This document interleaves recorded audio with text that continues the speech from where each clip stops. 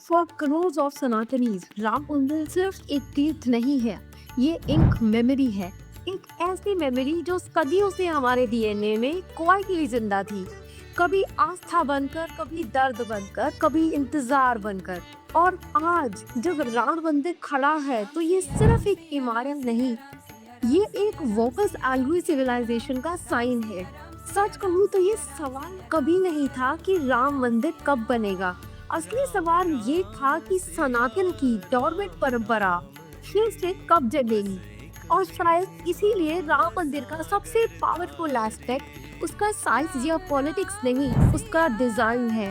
हम राम मंदिर को एक रिलीजियस स्पेस के रूप में देखते हैं, लेकिन अगर आप इसके आर्किटेक्ट को थोड़ा ध्यान से देखें तो एक सॉफ्ट रियलाइजेशन होता है।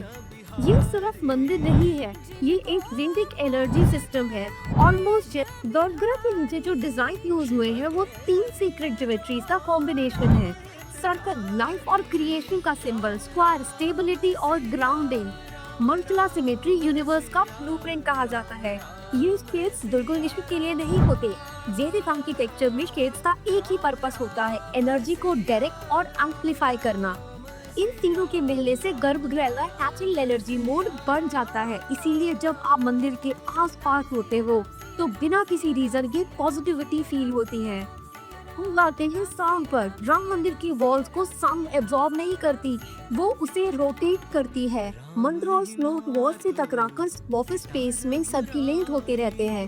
इतनी देर आप मंदिर में रहते हो उतनी वाइब्रेशन इंटेंस होती जाती है। मॉडर्न साइंस इसे कहती है रेजोनेंस एकॉस्टिक्स। सनातन ने इसे एक ही लाइन में डिफाइन कर दिया था, एंड दैट इज नाद ब्रह्मा, जिसका मतलब होता है यूनिवर्स इज साउंड।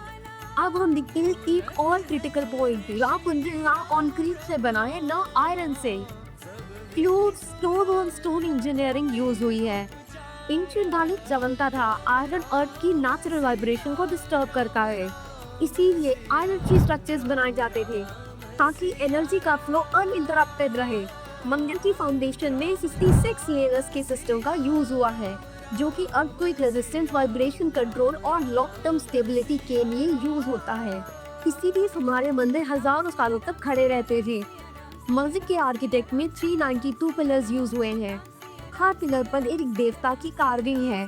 पर ये सिर्फ आर्ट नहीं, ये पिलर्स पूरे मंदिर की वाइब्रेशन को डिस्ट्रीब्यूट और प्रोटेक्ट करते हैं। ज्यादातर टेम्पल्स डिवोशन के लिए डिजाइन होते हैं, पर राम मंदिर का सिर्फ डिवोशन के लिए नहीं है, ये एक्टिवेशन के लिए है।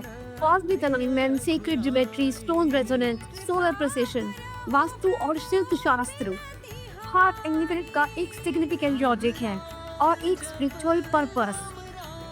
हम लोग आज टेम्पल्स को प्लेस ऑफ प्रेयर कह देते हैं, पर सच नहीं है। इन टेम्पल्स वन वैदिक laboratories, places where human consciousness upgrade होता था सोचो thousands of years पहले, बिना मशीन्स, बिना कंप्यूटर, बिना मॉडर्न फिजिक्स।